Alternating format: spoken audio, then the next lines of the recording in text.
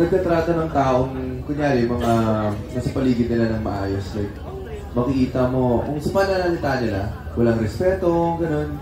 Tapos, medyo full of themselves. Mahirap kasi ng ganun. Mayabang. Yan, pwede rin, mayabang, tsaka hindi niya iniisip yung mga ibang tao. Okay. So, medyo malalim yun. Yung kababawan na. Kababawan. Nakikita mo na ginagawa ng babae na, parang ayaw mo. Parang sana hindi niya ginawa yun. Sana hindi siya nangangabot ng singit. Yung mga ganyan. Ano? Kakagat ng kokoyo ko yun. Oo, yung gagawin. Tapos sobrang deep na nito. Yung gumagawin na. Pero normal lang naman yun. Pero yung kuko sa paan, medyo ano na yun. Medyo, kung ganun yung ginagawa, medyo red flag na yun siguro. Ano? Kulangot, kuko sa paa. Ano ba yan? Ano ba po? Alright. Okay na kayo.